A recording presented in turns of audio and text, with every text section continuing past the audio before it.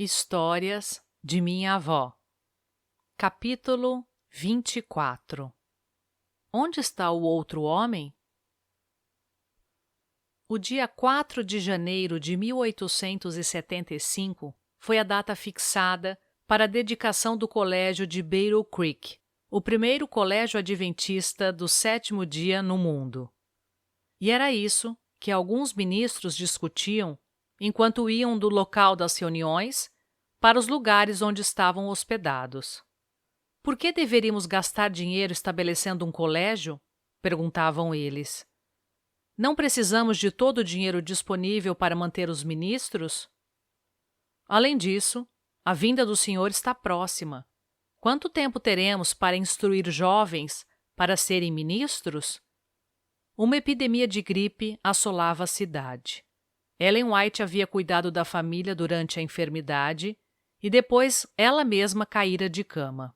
Parecia não estar se recuperando, e os médicos do hospital, temendo que o caso dela se transformasse em pneumonia, insistiram com o pastor White para que a levasse ao hospital a fim de ser tratada, mas ele hesitou. O encontro ministerial estava para encerrar-se naquela noite, e ele se sentia aflito por ela não ter condições de participar do programa de encerramento. Tiago pediu que vários de seus auxiliares fossem à sua casa para orar pelo restabelecimento dela. Meu pai, William Clarence, na época um rapaz de 20 anos de idade, levou a vovó escada abaixo até a sala.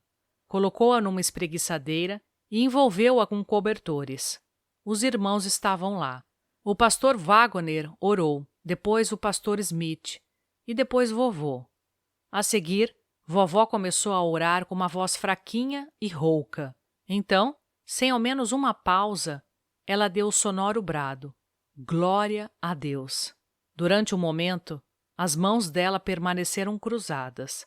Seus lábios estavam fechados, como se ela olhasse atentamente para cima e não respirava. Dali a pouco, uma expressão de ansiedade lhe nublou o semblante. Ela afastou os cobertores e começou a andar de um lado para outro. Erguendo as mãos, disse: Escuro, escuro, tudo escuro, tão escuro. Após um momento de silêncio, suas faces se iluminaram e ela exclamou: Uma luz, uma pequena luz, mais luz, muita luz. Sentou-se então na espreguiçadeira e, depois de alguns instantes, começou a respirar de novo. Olhou ao seu redor, para o grupo ali reunido para uma oração especial. Seu esposo ajoelhou-se ao seu lado e disse: Ellen, você teve uma visão. Sim, respondeu ela, com uma voz que parecia vir de longe. Foram-lhe mostradas muitas coisas? Sim. Gostaria de contar-nos a respeito delas agora? Agora não. O grupo foi despedido e ela retornou ao seu quarto.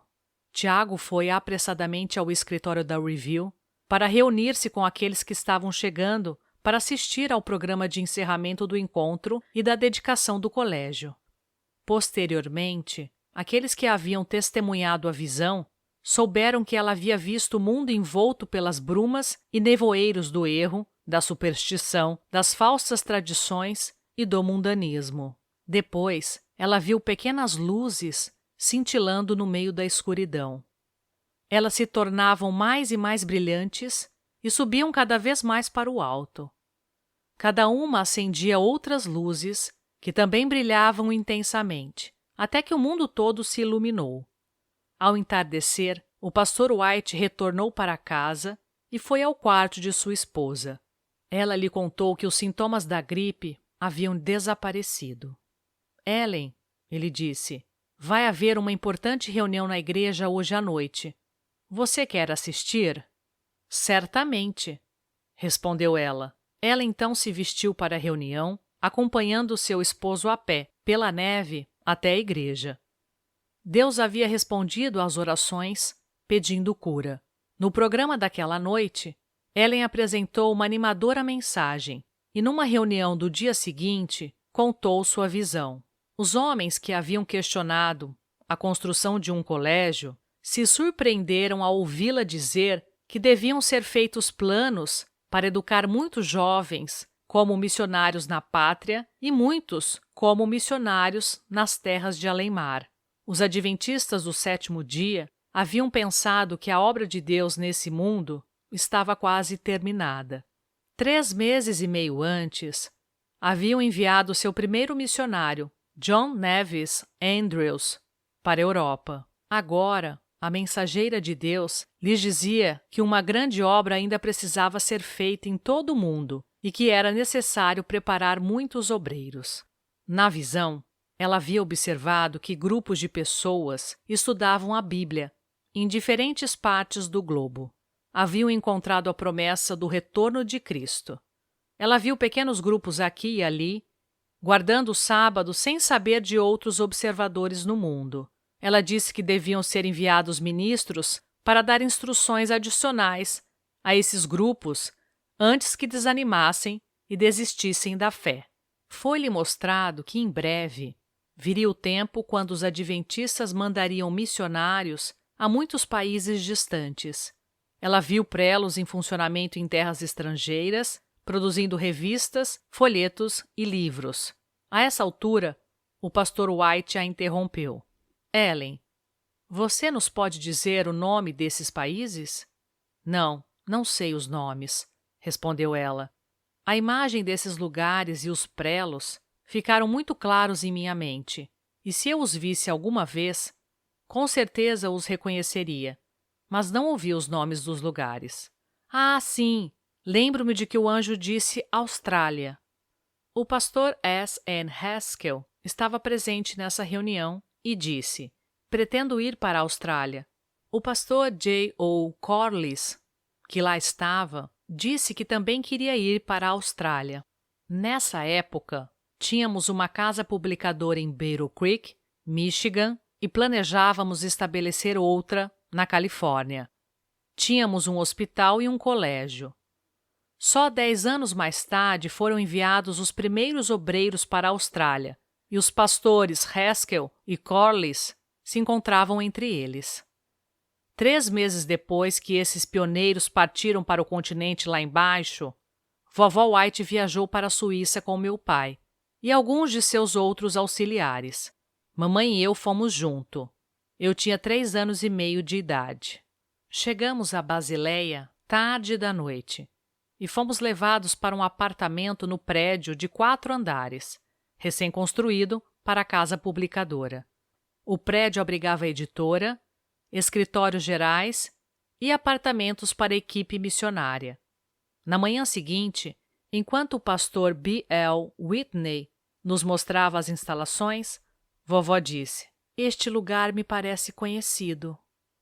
Quando entraram na oficina tipográfica, ela afirmou: já vi estas máquinas antes. São exatamente as que vi há 10 anos, na visão em Battle Creek.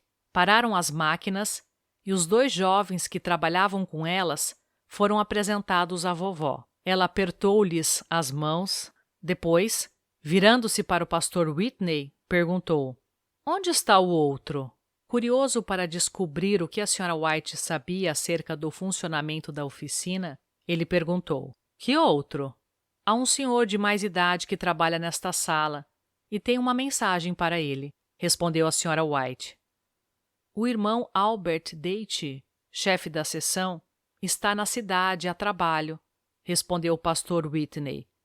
A senhora vai conhecê-lo amanhã. Quando ela o viu, reconheceu-o e lhe transmitiu a mensagem que havia recebido 10 anos antes. Alguns meses mais tarde, ela e meu pai visitaram Cristiânia, hoje Oslo, Noruega. Quando entraram na nova casa publicadora, vovó observou: este lugar me parece muito familiar. É um dos locais que me foram mostrados anos atrás, onde as publicações eram produzidas em países fora dos Estados Unidos. Retornando com o pastor Matheson à sua sala da redação, conversou com ele acerca do trabalho da publicadora, como se tivesse vivido ali por algum tempo e soubesse tudo sobre o seu funcionamento.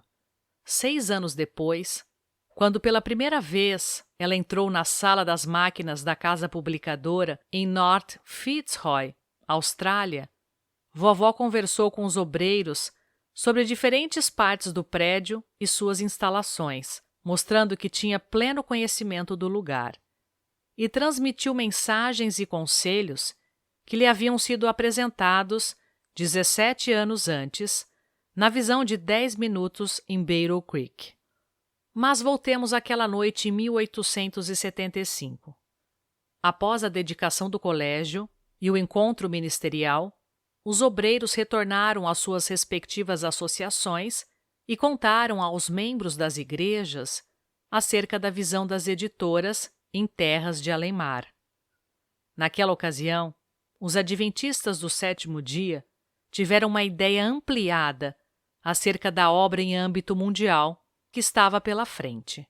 Renovou-se-lhes o ânimo e eles se reconsagraram à tarefa de levar a mensagem da breve volta de Jesus a todo o mundo. Durante os 10 anos que se seguiram à visão, 3 importantes instituições foram estabelecidas na Califórnia: a editora Pacific Press, em Oakland, o Retiro da Saúde, hoje Hospital de Santa Helena, perto de Santa Helena, e uma escola em Healdsburg, que cresceu para tornar-se o Colégio União do Pacífico. Outro estabelecimento de ensino, agora Colégio União do Atlântico, foi aberto em South Lancaster, Massachusetts. Em muitas cidades grandes, também se criaram missões, com o objetivo de preparar instrutores bíblicos para irem de casa em casa.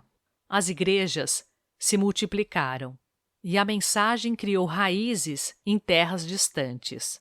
Hoje, hospitais, casas publicadoras, colégios e centros evangelísticos circundam o globo. A visão de 1875 se cumpriu 1000 vezes. A mensagem alcançará em breve os mais remotos lugares da terra e Jesus voltará.